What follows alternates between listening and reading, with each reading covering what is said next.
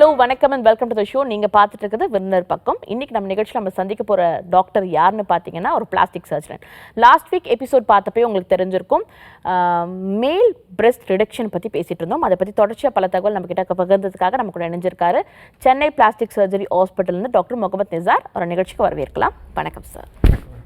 Chennai plastic surgery ஹாஸ்பிட்டலேருந்து நீங்கள் வந்திருக்கீங்க. லாஸ்ட் வீக்கும் பார்த்தீங்கன்னா அந்த மேல் செஸ்ட் என்லார்ஜ்மெண்ட் பற்றி பேசியிருந்தோம். அது ஒரு காஸ்மெட்டிக் ப்ரொசீஜரை தாண்டி ஒரு கான்ஃபிடன்ஸ் சார்ந்த விஷயம் சொல்லிட்டு பேசிகிட்டு இருக்கும்போது ஃபீமேல் பிரெஸ்ட் என்லார்ஜ்மெண்ட் அதை நம்ம விரிவுபடுத்துகிறோம், பெருசுப்படுத்துகிறோம் அப்படின்ற போது ஒரு தயக்கம் பல பெண்களுக்கு இருக்கலாம். நம்ம இந்தியா பொறுத்த வரைக்கும் இதை பற்றின புரிதல் கொஞ்சம் கம்மியாக இருக்குன்னு சொல்லலாம். ஸோ யாருக்கெல்லாம் இது அவசியமாக தேவைப்படுது, எதற்காக இதை பண்ணுறாங்க, பேசிக்காக அதை பற்றி சொல்லுங்கள் சார். இப்போ சில விமன், அதாவது யங்கர் ஏஜுக்கும் இருக்கும், இல்லை வந்து கொஞ்சம் லிட்டில் ஒரு 30+ இந்த மாதிரி, அதுக்கு வந்து ஏஜ் ரெஸ்ட்ரிக்ஷன்ஸ்னு ஒன்றும் பெரிய இது கிடையாது. ஒன்ஸ் 18+ ஆகிட்டாங்கன்னா they can very well do the procedure. இவங்க எதுக்காக பண்ணிக்கிறாங்கன்னா, தே ஃபீல் லைக் அவங்களோட செஸ்ட் வந்து ரொம்ப ஃப்ளாட்டாக இருக்குது, அவங்க வந்து அந்த ஃபெமினைன் ஃபீச்சர்ஸே இல்லை, அது வந்து ஒரு சைக்காலஜிக்கலாக அவங்களுக்கு வந்து ஒரு டிஸ்டர்பன்ஸ் கொடுத்துக்கிட்டே இருக்கும். அதனால் அவங்க இதை கரெக்ட் பண்ணணும்னு நினைப்பாங்க. ஆனால் என்ன பண்ணணும் அப்படிங்கிறது வந்துட்டு இன்னும் யோசிச்சுக்கிட்டே நிறைய பேர் இருப்பாங்க. ஸோ அப்போது அவங்களுக்கான சொல்யூஷன் வந்துட்டு பிரெஸ்ட் ஆகுமெண்டேஷன், அதாவது இம்ப்ளான்ட்ஸ் அப்படின்னு சொல்லுவோம். ஸோ அது வந்து ஒரு சொல்யூஷனாக இருக்கும். ஸோ இது வந்து என்ன எதுக்காக இது பண்ணிக்கிறாங்க அப்படின்னு கேட்டிங்க இல்லையா. ஸோ அவங்க வந்து இப்போது அவங்க காலேஜ் ஸ்டூடெண்ட்ஸாக இருக்காங்க, இல்லை அவங்க வந்து ரிலேட்டிவ்ஸ் ஒரு வீட்டுக்கு போகிறாங்க. அப்படிங்கும்போது அவங்க கொலீக்ஸ் கூட ஒரு நார்மலான ஒரு டிஷர்ட் ஒரு போடும்போது அவங்க தே ஃபீல் அன்கம்ஃபர்டபுள். அப்போ வந்து அவங்க சில பேர் எங்கள் பேஷண்ட்ஸ்னால் என்ன சொல்லுவாங்கன்னா, டாக்டர் நாங்கள் வந்து இவ்வளோ வருஷமாக, அது ஒரு 20 வருஷம் ஏஜ் ஃபீமேல் வருவாங்க, இவ்வளோ வருஷமாக நான் வந்துட்டு எனக்கு விருப்பமான டிஷர்ட்டே நான் போட்டது கிடையாது. நான் அதை போடணும்னு நினைக்கும் போது அந்த இன்னர்ஸ் வந்துட்டு கொஞ்சம் லார்ஜ் சைஸ்டாக இருக்க மாதிரி, தோற்றத்துக்கு வந்து மாற்ற மாதிரி இருக்க மாதிரி ஒரு இன்னர்ஸ் போட்டு அதுக்கு மேலே இந்த டிஷர்ட் வந்து போட்டுக்குவேன். அப்போது ஐ ஃபீல் லைக் ஓகே, மற்றவங்க யாரும் நம்மளை நோட் பண்ண மாட்டாங்க அப்படிங்கிற ஒரு ஐடியா வந்து அவங்களுக்கு இருக்கும். ஸோ அதுதான் வந்து அவங்களுக்கு ஒரு மெயின், அது சைக்காலஜிக்கலாக தே ஃபீல் லைக் அவங்க ஃபெமினின் ஃபீச்சர்ஸ் இல்லை அப்படின்னு சொல்லிட்டு ப்ரீமெரைட்டல் விமன்ஸ் வருவாங்க. சில பேர் ஆஃப்டர் மேரேஜ் ஆல்சோ ப்ரெக்னென்சிலாம் முடிஞ்சுட்டு இது பண்ணதுக்கப்புறம் கூட அவங்களுக்கு வந்து பிரெஸ்ட்டு வந்து ஃப்ளாட்டாக இருக்க மாதிரி இருக்குது. நான் பழைய ஃபீச்சர்ஸ் வந்து நான் ப்ரெக்னென்சிக்கு முன்னாடி இருந்த என்னோடய லுக் வந்து எனக்கு கிடையாது. ஸோ அதனால் வந்து அவங்களுக்கு சில டைம் வந்துட்டு இன்டர்பர்சனல் ரிலேஷன்ஷிப், இன்டிமேசி அதெல்லாம் கூட அவங்களுக்கு வந்து பாதிப்படையுது. ஸோ அந்த மாதிரி இருக்கவங்களுக்கும் அந்த பிரெஸ்ட்டு சைஸை இன்க்ரீஸ் பண்ணுறதுக்கு ஒன் ஆஃப் த ஆப்ஷன்ஸ் வந்துட்டு பிரெஸ்ட் இம்ப்ளான்ட். ஓகே, இந்த பிரெஸ்ட் இம்ப்ளான்ட்டை பொறுத்த வரைக்கும் சம்டைம்ஸ் ஒரு சில பெண்கள் வந்துட்டு கொஞ்சம் பெரிய சைஸ் வேணும் அப்படின்னு சொல்லும்போது உங்களுக்கே தெரியும், இல்லை இவங்களோட பாடி ஷேப், இவங்களோட பாடி ஸ்ட்ரக்சர் வந்துட்டு இது தேவைப்படாதுன்ற போது நீங்கள் ஃபர்ஸ்ட் இப்படிப்பட்ட பேஷண்ட் வரும்போது அவங்க எப்படி அட்ரஸ் பண்ணுவீங்க? சைக்கலாஜிக்கலாக ஒரு சிலருக்கு இது பெரிய ஒரு தயக்கத்தை உண்டாக்குதுன்னு சொல்லலாம். அதுக்கு நீங்கள் ஃபர்ஸ்ட் ஸ்டெப் என்ன பண்ணுவீங்க டாக்டர்? 2 விதமான பேஷண்ட்ஸ் இருப்பாங்க. ஒரு சில பேஷண்ட்ஸ் வந்துட்டு அவங்க வந்து ரொம்ப பெரிய இம்ப்ளான்ட்டாக வச்சாதான் வந்து அது நல்லா இருக்கும் அப்படிங்கிற ஒரு ஐடியாவில் ஒரு சில பேர் வருவாங்க. செகண்ட் குரூப் ஆஃப் பேஷண்ட்ஸ் வந்துட்டு பிரெஸ்ட் இம்ப்ளான்ட்டுன்னு சொன்னாவே வந்துட்டு அது ரொம்ப பெருசாக இருக்கும், அவ்வளோ பெரிய என்லார்ஜ்மெண்ட் எனக்கு வேணாம் அப்படிங்கிற மாதிரி சொல்லுவாங்க. ஸோ நாங்கள் என்ன பண்ணுவோம் அப்படின்னா, ஃபஸ்ட்டு கன்சல்டேஷன், எல்லா பேஷண்ட்டுமே வந்துட்டு உட்கார வச்சு ஃபஸ்ட்டு பேசுவோம். அவங்களோட கன்சர்ன்ஸ் என்ன, ஏன் வந்து இந்த சர்ஜரியை பண்ணிக்கிறாங்க, வேறு யாராவது ப்ரெஷர் மூலமாக அவங்க பண்ணிக்கிறாங்களா? ஃபார் எக்ஸாம்பிள் அவங்களோட சில பேர் வந்து அவங்க பாய் ஃப்ரெண்டு வந்து சொன்னாங்க, அவங்க ஹஸ்பண்ட் வந்து இதை பண்ணிக்க சொன்னாங்க, அதனாலுமே வந்து இதெல்லாம் பண்ணிக்கிறாங்க. ஆனால் அவங்களுக்கு வந்து இதில் பெரிய விருப்பம் வந்து இருக்காது. ஸோ அதெல்லாம் எக்ஸ்டர்னல் ப்ரெஷர்னால, கம்பல்ஷனால் ஃபஸ்ட்டு பண்ணிக்கிறாங்களா அப்படிங்கிறத தெரிஞ்சுக்கணும். ஏன்னா இதெல்லாம் வந்து காஸ்மெட்டிக் ப்ரொசீஜர் வந்து அவங்களுக்கு விருப்பம் இருந்தால் தான் பண்ணிக்கணும், மற்றவங்க சொல்லி பண்ணிக்கக்கூடாது. ஸோ நாங்கள் ஃபஸ்ட்டு இந்த ஹிஸ்ட்ரிலாம் கேட்டுருக்கோம். அதுக்கப்புறம் அவங்கள வந்து ஒரு ரூமில் கூட்டிகிட்டு போய் வி வில் எக்ஸாமின். அவங்களுக்கு பிரெஸ்ட்டு உண்மையாலுமே வந்துட்டு ஆகுமெண்டேஷன் தேவையா, என்னென்ன மாதிரியான பிரச்சனை அவங்களுக்கு இருக்குது, ஸ்கின்னில் வந்து ரொம்ப சாகிங்காக இருக்கா, இல்லை பிரெஸ்ட்டோட வால்யூம் கம்மியாக இருக்கா, ஃபேட் லாஸ் இருக்கா, அதெல்லாமே ஃபஸ்ட்டு நாங்கள் எக்ஸாமின் பண்ணிவிட்டு அவங்களோட பாடி ஸ்டேச்சருக்கு, அவங்களோட பிரெஸ்ட்டு மெஷர்மெண்ட்டுக்கு என்ன சைஸ் இம்ப்ளான்ட் இருக்குது அப்படிங்கிறத வி வில் கால்குலேட். அதுக்கு தகுந்த இம்ப்ளான்ட்டை தான் நம்ம வந்து பேஷண்ட்டுக்கும் நம்ம சஜஸ்ட் பண்ணுவோம். பொதுவாக இது மாதிரி ஆகுமெண்டேஷன் இல்லை ஒரு இம்ப்ளான்ட் வைக்கிறோம், ஒரு ஃபாரின் பாடி நம்ம உடம்புல வைக்கிறோம்னாலே நமக்கு ஒரு பெரும் தயக்கம் வரும். இதனால் என்ன சைட் எஃபெக்ட் வரும், சப்போஸ் வச்சிருக்கக்கூடிய இம்ப்ளான்ட் கிழிஞ்சிருச்சுன்னா என்ன பண்ணுறது, ஃப்யூச்சரில் எப்படி இருக்கும்? நீங்கள் சொன்னீங்க ஒரு 20 வயசு பெண்கள் வராங்கன்னா அவங்களுக்கு அதுக்கப்புறம் திருமணம் ஆகணும், மேரிட்டல் லைஃப்பை தாண்டி குழந்தை ஃபீட் பண்ணணும், இது மாதிரி நிறைய விஷயங்கள் இருக்குது. என்ன மாதிரி சைட் எஃபெக்ட்ஸ் இருக்கும் சார்? ஏன்னா சைட் எஃபெக்ட்ஸ்ன்றது நிறைய சைட் எஃபெக்ட்ஸ் நாங்கள் கேள்விப்படுறோம். இதெல்லாம் ஒரு மித்தாக தான் இருக்கும். ஒரு டாக்டர் கிட்ட கேட்கும் போது தான் உண்மை என்னன்றது எங்களுக்கு தெரியும். உண்மை என்ன சார், அதை பற்றி சொல்லுங்கள். ஃபஸ்ட்டு இம்ப்ளான்ட்னா என்ன அப்படின்னு தெரிஞ்சுக்கணும், அது என்ன மெட்டீரியல். ஸோ நம்ம பிரெஸ்ட் இம்ப்ளான்ட்டுக்கு யூஸ் பண்ணுறது வந்து சிலிக்கான் இம்ப்ளான்ட்டுன்னு சொல்லுவோம். ஓகே, ஸோ நம்மளோட நார்மலாக நம்ம பாடியோட இருக்கிற பிரெஸ்ட்டோட டெக்ஸ்சர் வந்து எவ்வளோ சாஃப்ட் இருக்கோ அதே கன்சிஸ்டன்சியில் தான் அந்த பிரெஸ்ட் இம்ப்ளான்ட்டும் இருக்கும். ஓகேங்களா? ஸோ இப்போ பிரெஸ்ட் இம்ப்ளான்ட்டுக்கு வந்துட்டு எவ்வளோ நாளைக்கு வைக்கிறோம் அப்படிங்கிறது யூஸ்வலாக வந்துட்டு அது it last for more then 20 years. ஆக்சுவலாக அதை எடுக்கணும்னு அவசியமே கிடையாது. வச்சுட்டா எந்த பிரச்சனையும் இருக்காது. பட் எல்லாத்துக்கும் இருக்கிற பயம் வந்துட்டு நீங்கள் சொன்ன மாதிரி அது வந்து ஒரு ஃபாரின் பாடி, அதனால் ஏதாவது பிரச்சனை ஆகுமா அப்படிங்கிறது தான். இந்த நம்ம இன்டர்நேஷ்னல் அந்த எஸ்தெட்டிக் சர்ஜரி இந்த மாதிரி டிஸ்கஷன்ஸ்லாம் நிறைய நடக்கும். அதுலேயும் நிறையா இந்த மாதிரி பிரெஸ்ட் இம்ப்ளான்ட் வச்சா அதில் வந்து பிரெஸ்ட் இம்ப்ளான்ட் இல்னஸ்ன்னு சொல்லுவாங்க. ஓகேங்களா? அவங்களுக்கு வந்துட்டு உள்ள ஒரு சைக்காலஜிக்கலாக ஒரு டிஸ்டர்பன்ஸ் இருக்க மாதிரி இருக்கும். அதுக்கப்புறம் வந்துட்டு பிரெஸ்ட்டு இம்ப்ளான்ட் ரிலேட்டட் கேன்சர் வரும் அப்படின்னு சில லிட்ரேச்சர்ஸ் இருக்குது. பட் அதெல்லாம் ரொம்ப ரொம்ப எக்ஸ்ட்ரீம்லி ரேர் சினாரியோ. இது வரைக்கும் யாருக்கும் பெருசாக அந்த மாதிரி வந்தது கிடையாது. எப்படின்னா இப்போ ஒரு ஃபாரின்லலாம் வந்து நீங்கள் சொன்ன மாதிரி நிறையா சர்ஜரி வந்துட்டு பிரெஸ்ட் ஆகுமெண்டேஷன் தான் இருக்கும். ஸோ அந்த கான்ஃபரன்ஸ்லாம் அவங்க டிஸ்கஸ் பண்ணுறது வந்துட்டு இந்த breast implant related cancer. But அவங்களாம் அதை ஃபேஸ் பண்ணியிருக்காங்க கேட்டால் கிடையாது. அப்போது வருஷக்கணக்காக அவ்வளோ சர்ஜரி பண்ண அவங்களுக்கே அந்த கேன்சர் ரிப்போர்ட் வந்தும்போது நமக்கு பெருசாக வந்தது கிடையாது. ஸோ இட்ஸ் பியூர்லி வந்து safe surgery unless it is done in a proper way. Okay, proper way பண்ணணும் அப்படின்னு சொல்லிட்டு இன்னொரு விஷயமும் கேட்டிருந்தேன். 20 வயசு பெண்கள் வராங்க, மோஸ்ட்லி இந்த ஒரு டீனேஜ் அட்லசென்ட்டை தாண்டி இந்த ஏஜில் தான் வந்துட்டு நம்ம ரொம்ப அழகாக தெரியணுன்ற ஆசை அதிகமாக இருக்கும். அதனால் அவங்களுக்கு தான் ஆர்வமும் அதிகமாக இருக்கும். பட் அவங்களுக்கு அதுக்கப்புறம் திருமணம் ஆகணும், திருமணமான பிறகு மேரிட்டல் லைஃப் இதனால் எந்த அளவுக்கு இருக்கும் அப்படின்ற ஒரு கேள்வி வரும். அதுக்கப்புறம் ஃபீடிங் மாமாக இருக்கணும், அவங்க குழந்தை பெற்ற பிறகு அவங்க ஃபீட் பண்ணணும். இதெல்லாம் ஃபுல்ஃபில் பண்ண முடியுமா ஒன்ஸ் இம்ப்ளான்ட் பண்ணிட்ட பிறகு? இந்த சர்ஜரி வந்து ஒரு ஜென்ரல் அனஸ்தீஷியா கொடுத்து பண்ணக்கூடிய ப்ரொசீஜர். ஓகேங்களா? ஒரு பிரெஸ்ட்டுக்கு கீழே அந்த ஃபோல்டில் நிறைய டெக்னிக்ஸ் இருக்குது. அந்த ஆம்பிட் கிட்ட சின்னதாக ஒரு கட் கொடுத்து அது வழியாகவே வந்து இம்ப்ளான்ட் போடலாம். பட் ஆம்பிட்டுக்கு போடாமல் நம்ம என்ன பண்ணுவோம், பிரெஸ்ட்டுக்கு கீழே ஒரு 4 centimeter or 3 centimeter ஒரு சின்னதாக ஒரு கட் கொடுத்து அந்த இம்ப்ளான்ட்டை வந்து பிரெஸ்ட்டுக்கு அடியில் வைப்போம். ஸோ நிறைய டெக்னிக்ஸ்ன்னு சொன்னோம் இல்லையா? எப்படின்னா மசில் டியூவல் பிளேன்னு சொல்லுவாங்க. ஒரு டெக்னிக் என்னென்னா, மேலே வந்து மசிலுக்கு அடியில் இருக்கும் இம்ப்ளான்ட்டு, கீழே வந்து பிரெஸ்ட் டிஷ்யூக்கு அடியில் இருக்கும். இதில் வந்து நம்ம அந்த ஃபீமேல் பிரெஸ்ட்டை எந்த விதத்துலையும் நம்ம வந்து டேமேஜே பண்ண மாட்டோம். எல்லா இம்ப்ளான்ட்டுமே வந்துட்டு பிரெஸ்ட்டுக்கு அடியில் தான் இருக்கும். அப்போ என்ன ஆகும், நம்ம அந்த நார்மலாக இருக்கிற அந்த மில்க் ப்ரொடக்ஷன், அவங்களோட அந்த சென்சேஷன் எதையுமே நம்ம டிஸ்டர்பே பண்ணிக்க மாட்டோம். அவங்களால நார்மலாக இருக்க முடியும். ஸோ நார்மலாக பிரெஸ்ட் ஃபீட் பண்ண முடியும். எந்த ப்ராப்ளமுமே அவங்களுக்கு இருக்கவே இருக்காது. இந்த ப்ரொசீஜர் டோட்டலி சேஃப் ப்ரொசீஜர்னா ஒன் ஆஃப் த ப்ரொசீஜர் வந்துட்டு பிரெஸ்ட் இம்ப்ளான்ட். காஸ்மெட்டிக் ரீதியாக தாண்டி ஒரு பிரெஸ்ட் கேன்சர் வந்தவங்க அவங்களோட கான்ஃபிடென்ஸே டோட்டலாக போயிடும். இவ்வளோ காலகட்டம் அவங்களுக்கு வந்துட்டு ஒரு ஹெல்த் ரீதியாகவும் சரி, ஃபிசிக் ரீதியாகவும் சரி ஒரு கான்ஃபிடென்ஸ் இருக்கும். டோட்டலாக பிரெஸ்ட் ரெடியூஸ் அவங்களுக்கு எடுத்துட்டோம், பிரெஸ்ட்டே எடுத்துட்டோன்ற போது அவங்களுக்கு அடுத்து எப்போ பண்ணலாம்? ஒரு அவங்க கேன்சர், ரேடியேஷன் இதெல்லாம் தாண்டி அதை முடிச்சுட்டு அவங்க அடுத்து இதை எப்போ ஆப் பண்ணலாம் சார்? பிரெஸ்ட் கேன்சர் வந்த பேஷண்ட்ஸ்க்கு வந்துட்டு 2 விதமாக இருக்கும். ஒன்று வந்து பிரெஸ்ட் இம்ப்ளான்ட் பண்ணலாம், அன்லஸ் அந்த இடத்துல அவங்களுக்கு வந்து ரேடியேஷன்லாம் எதுவும் கொடுக்க போகிறது கிடையாது, அந்த ஸ்கின் வந்து நல்லா இருக்குது அப்படின்னா நம்ம என்ன பண்ணுவோம்னா ஸ்டேஜ்டாக பண்ணுவோம். ஃபஸ்ட்டு வந்து இந்த அந்த இடத்துல ஒரு ஸ்பேஸ் உள்ள வெறும் டைட்டாக இருக்கும். அப்போ இந்த இம்ப்ளான்ட் வந்து அந்த இடத்துல வைக்க முடியாது. ஃபஸ்ட்டு வந்து அந்த இம்ப்ளான்ட்டை வந்து வைக்கிறதுக்கான ஸ்பேஸை வந்து அங்கே கிரியேட் பண்ணுறதுக்கு ஒரு சில விஷயம் பண்ணுவோம். அப்போ அந்த ஸ்பேஸ் கிரியேட் ஆகிடும். அதுக்கப்புறம் இந்த இம்ப்ளான்ட் இருக்கும். பட் இதை விட பெஸ்ட் ஆப்ஷன் என்ன, செகண்ட் யூஸ்வலாக இப்போ என்ன பண்ணுறோம் அப்படின்னா, இப்போது கேன்சர் ஆப்ரேஷன் பிரெஸ்ட் சர்ஜரி பண்ணும்போது அப்போவே வந்துட்டு அவங்களுக்கு வந்து நார்மல் சதையை, நம்ம மற்ற பாகத்தில் இருக்க சதையை எடுத்து பிரெஸ்ட் மாதிரியே ரீகன்ஸ்ட்ரக்ஷன் பண்ணிடுவோம் இம்ப்ளான்ட்டுக்கு பதிலாக. ஸோ அது பண்ணால் முதுகுக்கு பின்னாடி இருக்கிற ஒரு சதையை எடுத்து வைப்போம், இல்லைனா வயிற்றில் இருக்கிற சதையை வந்து எடுத்து மைக்ரோவாஸ்குலர் ரீகன்ஸ்ட்ரக்ஷன் சொல்லுவோம். அது வந்து பியூர்லி வந்து ரீகன்ஸ்ட்ரக்டிவ் பார்ட் அப்படின்னு சொல்லுவோம். காஸ்மெட்டிக்கை தாண்டி அது ஃபங்க்ஷனலாக அவங்களுக்கு வந்து ஹெல்ப்ஃபுல்லாக இருக்கும். அது வந்து கேன்சர் முடிச்சு அந்த கையோடவே அதை இப்போலாம் வந்து பண்ண ஆரம்பிச்சிட்டாங்க. வெயிட் பண்ணுறதே கிடையாது இப்போலாம் நிறைய டைம். ஸோ வந்துட்டு அவங்களுக்கு அதற்கான ப்ரொசீஜர்ஸ் டோட்டலாக வேறு மாதிரி இருக்குது. அப்படி பண்ணாதவங்களுக்கு நீங்கள் 2 மெத்தட் சொல்கிறீங்க. ஸோ ஸ்கின் அங்கே இம்ப்ளான்ட் பண்ணிவிட்டு அதுக்கப்புறம் இந்த இம்ப்ளான்டேஷன் வைக்கிற மாதிரி. ஸ்கின் எக்ஸ்பேண்டர்னு சொல்லுவோம், டிஷ்யூ எக்ஸ்பேண்டர்னு சொல்லுவோம். அதை எக்ஸ்பேண்ட் பண்ணிவிட்டு அந்த ஸ்பேஸ் கிரியேட் ஆகிறதுக்கு சில மாதங்கள் எடுக்கும். அதுக்கப்புறம் தான் இது இம்ப்ளான்ட் வைக்க முடியும். ஸோ இது பண்ணுறதுக்கு பதிலாக இப்போலாம் நம்ம ரீகன்ஸ்ட்ரக்டிவ் சர்ஜரியில் என்ன பண்ணணும்னா டிஷ்யூவே எடுத்து வச்சுருவோம். So becomes more natural. Okay, fine.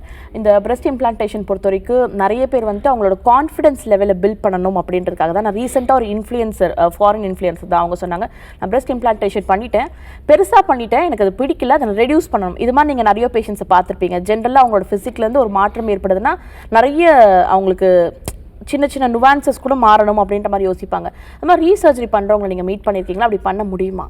Re-surgery பண்ணுவோம், பட் வந்து ரொம்ப ரேராக தான் பண்ணிக்குவோம். ஏன்னா இப்போ நம்ம பிரெஸ்ட் இம்ப்ளான்ட் வைக்கிறோம்னு வச்சுங்களேன், நான் சொன்னாலே அது வந்து மசிலுக்கு அடியில் தான் வைப்போம். அவங்க வெயிட் லாஸ் பண்ணாலும் சரி, என்ன பண்ணாலும் அந்த மசில் வந்து அந்த பிரெஸ்ட் இம்ப்ளான்ட்டை கவர் பண்ணியிருக்கோம். அது வெளியே வந்து இம்ப்ளான்ட் வச்சிருக்கான ஷேப்பே தெரியாது.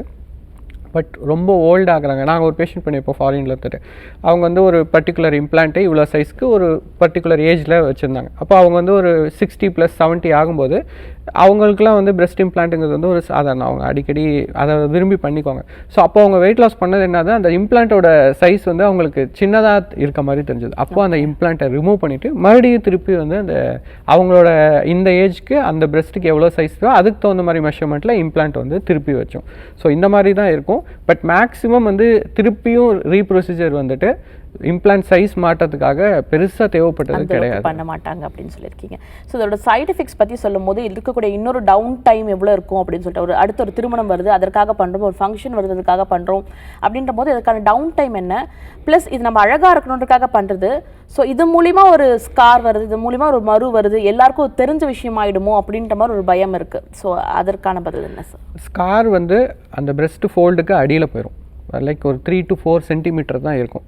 அது நீங்கள் கூப்பிட்டு காமிச்சாங்க கூட அந்த இடத்துல ஸ்கார் இருக்கிறது தெரியாது. ஏன்னா அந்த ஃபோல்டில் எப்போவுமே ஒரு ஸ்கார் இருந்ததுன்னா அது அந்த ஃபோல்டுக்கு மாதிரியே மாறிடுமே தவிர தனியாக தெரியவே தெரியாது. அதனால் ஸ்காரை பற்றி யாருமே வரி பண்ணது என்றைக்குமே கிடையாது. நீங்கள் சொன்ன மாதிரி டவுன் டைம் இது வந்து நாங்கள் வந்து ஒரு டே கேர் ப்ரொசீஜர் மாதிரி வச்சுக்கலாம். இன்றைக்கி காலையில் வருவாங்க, ஏர்லி மார்னிங் சர்ஜரி பண்ணுவோம், ஜென்ரல் அனஸ்தீஷியா. இது ரொம்ப ஈஸியாக பண்ணக்கூடிய சர்ஜரி. 1 மணி நேரம், ஒரு 45 1 hour 1.5 hours சர்ஜரியே முடிஞ்சிடும். ஸோ ஆப்ரேஷன் டேபிள்லேயே வந்துட்டு அவங்க விழிச்சிருவாங்க. ரொம்ப ஜென்ரல் அனஸ்தீஷியானா சாயங்காலம் வரைக்கும் அப்படியே மயக்கத்திலேயே இருப்பாங்க, அந்த மாதிரியும் கிடையாது. வெரி ஷார்ட் ஆக்டிங் அனஸ்தீஷியா கொடுப்போம். ஆப்ரேஷன் முடிஞ்சதுமே விழிச்சிருவாங்க. ஸோ வார்டுக்கு ஷிஃப்ட் பண்ணிடுவோம், ஈவினிங் பார்த்துட்டு வீட்டுக்கு அனுப்பிச்சிடுவோம். ஓகேங்களா? ஸோ ட்ரெஸ்ஸிங்ஸ் இருக்கும். ஸோ அதை வந்து ஒரு செகண்ட் டே ரிமூவ் பண்ணிடுவோம். ரிமூவ் பண்ணிட்டு ஒரு டைட்டாக ஒரு ப்ரெஷர் கார்மெண்ட்டுன்னு சொல்லுவோம். எதுக்குன்னா நம்ம வீக்கம் வரக்கூடாது அப்படிங்கிறதுக்காக. ஏன்னா சில சமயம் வந்து உள்ள நீர் கொத்துக்குச்சுன்னா அந்த டியூப்லாம் வைப்பாங்க. இது காஸ்மெட்டிக் இம்ப்ளான்ட்லாம் வச்சுருக்காட்டி அந்த மாதிரி வைக்க முடியாது. அதனால ஒரு ப்ரெஷர் ட்ரெஸ்ஸிங் போட்டிருப்போம். அது ஒரு 2 to 3 weeks போடுற மாதிரி இருக்கும். But day to day activities எல்லாத்தையுமே வந்துட்டு ஒரு 2 daysலேருந்து நம்ம ஸ்டார்ட் பண்ணிக்கலாம். இப்போ ஒர்க் ஃப்ரம் ஹோமாக இருக்காங்க, இல்லை அவங்க கிச்சனில் குக் பண்ணணும், இல்லை ஆஃபீஸ் போகணும், அதெல்லாம் வந்து ட்ராவல்லாம் பண்ணலாம். ரொம்ப ஹெவி கார்டியோ எக்ஸசைஸ் இந்த மாதிரி எக்ஸசைஸ்லாம் ஒரு 1 month கழிச்சு பண்ணலாம். இப்போ ஜிம்முக்கு போய் ஒர்க் அவுட் பண்ணோம் அப்படின்னா அது வந்து ஒரு 2 months கழிச்சு நம்ம ஸ்டார்ட் பண்ணலாம், ஒன்றும் பிரச்சனை இருக்காது.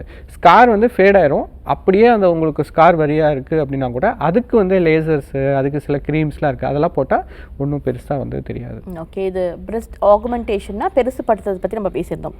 இன்னும் ஒரு சில பெண்களுக்கு வந்துட்டு பிரெஸ்ட் ரொம்ப பெரிய சைஸில் இருக்குது அப்படின்ற போது அதுவே ஒரு தயக்கம் இருக்கும். ஃபர்ஸ்ட் கேஸ் மாதிரி தான் செகண்ட் கேஸும், கான்ஃபிடென்ட்டாக ட்ரெஸ் போட முடியாது, எங்கே போடுறதுனால ஒரு தயக்கம் இருக்கும். இது மாதிரி நிறைய விஷயங்கள் இருக்குது. ஸோ பிரெஸ்ட் ரிடக்ஷன் எந்த அளவுக்கு ஃபேமஸாக இருக்குது, பிரெஸ்ட் ரிடக்ஷன் யாருக்கெல்லாம் பண்ண வேண்டிய அவசியம் இருக்குது, பிகாஸ் அதனால் முதுகு வலி வர்றது, இது மாதிரி நிறைய பெண்கள் கவலைப்படுறது இருக்குது. ஸோ அது அந்த கேஸ் பற்றி சொல்லுங்கள் சார். பிரெஸ்ட் இம்ப்ளான்ட் எப்படி ஒரு காஸ்மெட்டிக் ப்ரொசீஜரோ, பிரெஸ்ட் ரிடக்ஷனும் ஒரு காஸ்மெட்டிக் ப்ரொசீஜர் தான். பட் நாங்கள் என்ன சொல்லுவோம்னா, காஸ்மெட்டிக்கையும் தாண்டி அது வந்து ஒரு ஃபங்க்ஷனல் ப்ரொசீஜர்னு சொல்லுவோம். ஏன்னா பிரெஸ்ட்டு வந்து அவ்வளோ ஹியூஜாக இருக்கங்காட்டி தான் அவங்களுக்கு வந்து அந்த ப்ராப்ளமே வந்து கொடுக்குது. அதனால் நீங்கள் சொன்ன மாதிரி என்ன ஆகும்னா அவங்களுக்கு வந்து நெக் பெயின் வரும், அப்புறம் பேக் பெயின் வரும். அதையும் தாண்டி அந்த பிரெஸ்ட் வந்து சில பேத்துக்குலாம் வந்துட்டு அவங்களோட தொப்புள் வரைக்கும் ஹேங் ஆகிட்டு இருக்கும். அப்போது அந்த ஸ்கின்னும் வயிற்றில் இருக்க ஸ்கின்னும் உரசி இந்த ஸ்வெட்டிங்கோட மிக்ஸ் ஆகி ஸ்கின்னே வந்து இன்ஃபெக்ஷன்லாம் வர ஆரம்பிச்சிடும். ஓகேங்களா? ஸோ அது வந்து ஒரு ஃபங்க்ஷனல் ப்ராப்ளம். அவங்களுக்கு அவங்களால ப்ராப்பர் ட்ரெஸ் போட முடியாது. அப்போ அவங்க இன்னர் வேர்ஸ் போடுறாங்கன்னா அந்த வெயிட்னால அவங்களோட அந்த ப்ரா ஸ்ட்ராப்பு முதுகில் எல்லா இடத்துலையும் அந்த அழுத்தத்தினால அதுவும் வந்து ஒரு ரெட்னஸ் இரிட்டேஷன் கொடுக்கும். சில இது வந்து ஒரு ஏஜ்னு கிடையாது, ஒரு யங் கேர்ள்ஸ் மேரேஜ்க்கு முன்னாடி பண்ணிக்கிறதும் இருக்காங்க, மேரேஜ்க்கு அப்புறம் பண்ணிக்கிறவங்களும் இருப்பாங்க. மேரேஜ்க்கு முன்னாடி பண்ணிக்கிறவங்க என்னென்னா அவங்களுக்கு இந்த கம்ப்ளைண்ட்ஸ்லாம் இருக்கும். அப்போ அவங்க ஒரு டிஷர்ட் போட்டுட்டு போகிறாங்கன்னா மற்றவங்க எல்லாருமே வந்துட்டு அவங்களோட அந்த செஸ்ட்டை தான் பார்க்குறாங்க. ஸோ அதை ஹைட் பண்ணிக்க வேண்டியதாக இருக்குது. அவங்களோட விருப்பப்பட்ட ட்ரெஸ் எதையுமே வந்து அவங்க போட்டுக்கவே மாட்டாங்க. சில யங் ஃபீமேல் நாங்கள் நிறைய பண்ணியிருக்கும் போது எங்களுக்கு வர கம்ப்ளைண்ட்ஸ்லாம் என்ன இருக்குன்னா, சில பேருக்கு வந்துட்டு ஒரு பிரெஸ்ட் சைஸும் இன்னொரு பிரெஸ்ட் சைஸும் ஈக்குவலாக இருக்காது. ஒன்று ரொம்ப பெருசாக இருக்கும், இன்னும் அதை விட பெருசாக இருக்கும். அப்போ என்ன ஆகும், அவங்களால அந்த இன்னர்ஸ் போட்டு அதுக்கு மேலே டிஷர்ட் கூட போட முடியாது. ஸோ அந்த ஒரு என்னடா பார்த்தா வந்து இதுவும் வேறு மாதிரி இருக்கே, அந்த மாதிரி கூட நிறைய பேர் இருக்காங்க. ஸோ இதுக்கான சொல்யூஷன்னு பார்த்தோம்னா அந்த பிரெஸ்ட்டோட சைஸை குறைக்கிறதுக்கான பிரெஸ்ட் ரிடக்ஷன் சர்ஜரின்னு சொல்லுவோம். இது யங்கர் ஏஜிலிருந்து ஓல்டர் போஸ்ட் ப்ரெக்னென்சி அவங்களுக்கும் வந்து சில இந்த மாதிரி ஹேங் ஆகிறது, வால்யூம், ஸ்கின் எக்ஸஸ் இதெல்லாமே இருக்குது. ஸோ அவங்களுக்கும் இது பண்ணுற மாதிரி இருக்கும். Okay fine sir. இந்த இதுக்கான டவுன் டைம் எவ்வளோ நேரம் சார் இருக்குது? பிகாஸ் ஒரு குறிப்பிட்ட சதைப்பகுதி நம்ம எடுக்கிறோம் அப்படின்ற போது அதோட ரீக்ரோத் அந்த மாதிரி விஷயங்கள்லாம் நிறைய இருக்குல்ல, அதனால கேட்குறேன். இப்போது இம்ப்ளான்ட்லாம் ஒன்று ரொம்ப மினிமல் ஸ்கார், ஒரு 4 சென்டிமீட்டருக்கும் பெருசாகவே தெரியாது. பிரெஸ்ட் ரிடக்ஷன் பொறுத்த வரைக்கும் கண்டிப்பாக வந்து ஸ்கார்ஸ் வந்து கொஞ்சம் எக்ஸசிவாக இருக்கும். எப்படி அப்படின்னா அந்த நிப்பிள் சுற்றி ஒரு சர்க்குலராக ஒரு ஸ்கார் இருக்கும், அப்புறம் ஒரு வெர்டிக்கலாக ஒரு கோடு மாதிரி ஒரு ஸ்கார் இருக்கும், பிரெஸ்ட் ஃபோல்டுக்கு அடியில் ஒரு பெரிய ஸ்கார் இருக்கும். இதில் அந்த நிப்பிள் சுற்றி இருக்க ஸ்காரும் அந்த பிரெஸ்ட் ஃபோல்டுக்கு அடியில் இருக்க ஸ்காரும் மறைஞ்சு போயிடும், பெருசாக வெளியே தெரியாது. இந்த வெர்டிக்கலாக இருக்க ஸ்கார் மட்டும்தான் உங்களுக்கு பார்த்தா உங்களுக்கு சர்ஜரி பண்ணியிருக்கோமா தெரியும். பட் அதுவுமே வந்து நாளடைவில் வந்து நம்ம நார்மலாக இருக்கிற ஸ்கின் டோனுக்கு தகுந்த மாதிரி மாறி போயிடும். ஒரு டவுன் டைம் அப்படின்னா இப்போது இதே மாதிரி காலையில் சர்ஜரிக்கு வருவாங்க, வி டூ த சர்ஜரி ஒரு 2.5 3 ஹவர்ஸ்க்குள்ளே ப்ரொசீஜர் முடிச்சிடும். அந்த எக்ஸஸ் மார்க்கிங்ஸ்லாம் பண்ணுவோம், எவ்வளோ அளவு குறைக்கணும் அதெல்லாம் எடுத்துகிட்டு தான் நம்ம ஆப்ரேஷன் தியேட்டருக்கு சிட் பண்ணுவோம். இதே மாதிரி general anaesthesia very short acting. So evening பார்ப்போம் எப்படி இருக்குது, நல்லா இருக்காங்க, இது பண்ணிவிட்டு ஒரு நாள் அவங்கள ஹாஸ்பிட்டலில் ஸ்டே பண்ண வைப்போம். நெக்ஸ்ட் டே என்ன பண்ணுவோன்னா அந்த பிளாஸ்டர்ஸ்லாம் ரிமூவ் பண்ணிடுவோம். ஒரு ப்ரெஷர் கார்மெண்ட்டுன்னு சொன்னாலே அதை போட்டு we will discharge the patient. Sometimes வந்து ஹீமோக்ளோபின் லெவல் குறைஞ்சிது அதெல்லாம் இருக்குன்னா நம்ம அந்த நெக்ஸ்ட் டேவே செக் பண்ணுவோம். இன்கேஸ் கம்மியாச்சு அப்படின்னா பிளட் ட்ரான்ஸ்ஃபியூஷன் ஏதாவது தேவைப்பட்டுச்சா அப்படின்னா அது போடுற மாதிரி இருக்கும். மேக்ஸிமம் தேவைப்படாது, ஏன்னா அதுக்கு சர்ஜரி அப்படின்னாவே நம்ம முன்னாடியே அவங்களோட ஒர்க் அப்லாம் பண்ணிவிட்டு அதெல்லாம் சரி பண்ணிட்டு தான் நம்ம சர்ஜரிக்கு எடுப்போம். இப்போது ஸ்டிச்சஸ் வந்து 7th டே இல்லைனா 10th டே வந்து நம்ம ரிமூவ் பண்ணுற மாதிரி இருக்கும். சில சமயம் என்ன பண்ணுவோம்னா நம்ம வந்து ரிமூவ் பண்ண தேவையில்லாத பரி பண்ணக்கூடிய அப்சர்வ் பண்ணக்கூடிய ஸ்டிச்சஸ் கூட சில சமயம் போட்டுருவோம். ப்ரெஷர் கார்மெண்ட்டுன்னு சொன்னோம் இல்லையா, அது வந்து 3 வீக்ஸ்க்கு நம்ம யூஸ் பண்ணுற மாதிரி இருக்கும். அதே டவுன் டைம் தான். கார்டியோ ஒர்க் அவுட்ஸ்லாம் 1 மந்த்துக்கு வந்து கழிச்சு பண்ணோம். வெயிட் லிஃப்டிங் இந்த மாதிரி இருக்கிறதுலாம் 2 மந்த்ஸ்க்கு அப்புறம் பண்ணோம். வீக்லி சூச்சர்ஸ் அந்த ஸ்டிச்சஸ் ரிமூவ் பண்ணதுக்கப்புறம் நாங்கள் வந்து சில மசாஜ் தெரப்பிஸ்லாம் கொடுப்போம், லிம்ஃபாட்டிக் மசாஜ்னு கொடுத்துரு. அதெல்லாம் என்ன பண்ணுறோம் அப்படின்னா அந்த அந்த இது பிரெஸ்ட் ரிடக்ஷன் வந்து கொஞ்சம் மேஜர் சர்ஜரி மாதிரி இருக்கும். அந்த புண்ணு வந்து சீக்கிரமாக ஆறணும், வீக்கம் இருக்கக்கூடாது, வலியெல்லாம் இருக்கக்கூடாது அப்படிங்கிறதுக்காக வாரம் லிம்ஃபாட்டிக் மசாஜ் தெரப்பின்னு ஒன்று கொடுப்போம். ப்ளஸ் வந்து ஐவி நியூட்ரிஷனல் தெரப்பின்னு ஒன்று கொடுப்போம். அப்போ வந்து இன்னும் அந்த இடத்துல பிரிக்மெண்டேஷன் வராது, ஃபாஸ்டர் ரிகவரி இருக்கும். தேர்ட் வந்துட்டு ஒரு எல்இடி லைட் தெரப்பின்னு ஒன்று இருக்குது, ஓகேங்களா. அது வந்து எப்படின்னா it increases the fastens the wound healing. So இந்த மாதிரி நிறைய அட்வான்ஸ்டு டெக்னாலஜிஸ்லாம் இருக்குது. இது எல்லாத்தையும் நம்ம பேஷண்ட்ஸுக்கு கொடுக்கும்போது ஒரு மாதத்தில் அவங்க குணமாகிற ரிகவரி ஆகிறவங்க அவங்க வந்து ஒரு 10 டேஸ்லேயே ஈஸியாக ரெக்கவர் ஆகிடுவாங்க. Okay fine.